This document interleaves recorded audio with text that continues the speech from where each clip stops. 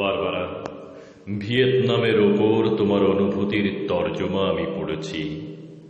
তোমার হৃদয়ের সুবাতাস আমার গিলে করা পাঞ্জাবিকে মিছিলে নামিয়েছিল।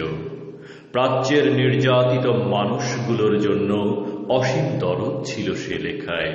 আমি তোমার ওই একটি লেখাই পড়েছি। আশীর্বাদ করেছিলাম তোমার সোনার দোয়াত কলম হোক। আমার বড় জানতে ইচ্ছে করে বারবারা, তুমি এখন কেমন আছো? নিশ্চয়ই তুমি ডেট করতে শিখে গেছো। গাউনের রং আর হ্যাট নিয়ে চায়ের টেবিলে মার সঙ্গে ঝগড়া হয়। অনভ্যস্ত ব্রেশিয়ারের নিচে তোমার হৃদয়কে কি চিরদিনের জন্য ঢেকে দিলে আমার ভীষণ জানতে ইচ্ছে করে। তোমাদের কাগজে নিশ্চয় ইয়াহিয়া খাঁর ছবি ছাপা হয়।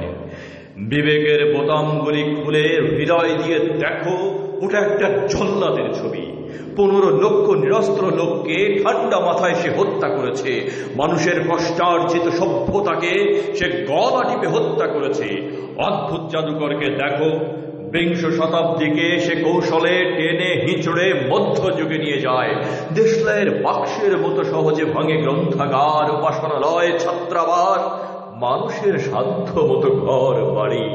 7 কোটি মানুষের আকাঙ্ক্ষিত স্বপ্নের ফুলকে সে বুট জুতোয় থেতলে দেয়। টুইমেন ছবিটি দেখেছ বারবারা? গির্জায় ধর্ষিতা সোফিয়া লরেনকে দেখে নিশ্চয়ই কেঁদেছিলে। আমি কাঁদিনি, বুকটা শুধু খাঁ খাঁ করেছিল। সোফিয়া লরেনকে পাঠিয়ে দিও বাংলাদেশে। 30,000 রমণীর নির্মম অভিজ্ঞতা শুনে তিনি শিহরে উঠবেন। অভিধান থেকে নয়, 80 লক্ষ শরণার্থীর কাছে জেনে নাও নির্বাসনের অর্থ কি। জর্জ ওয়াশিংটনের ছবিওয়ালা ডাক টিকিটে খোঁজ থাকবে না স্বাধীনতার। আমাদের মুক্তিযোদ্ধার কাছে এসো। সাধবাবের মর্মর মূর্তিকে গণতন্ত্র আর মানবতার জন্যে মালির ঘামে ভেজা ফুলের তোড়া দিও না। নিহত লোকটি লজ্জায় ঘৃণায় আবার আত্মহত্যা করবে। বারবারা এসো, রবিশঙ্করের সুরে সুরে মুমূর্ষু মানবতাকে গাই। বিবেকের দরজায় প্রবল করা গান করি। অন্যায়ের বিপুল হিমালয় দেখে সে ক্রুদ্ধ হই, সংগঠিত হই।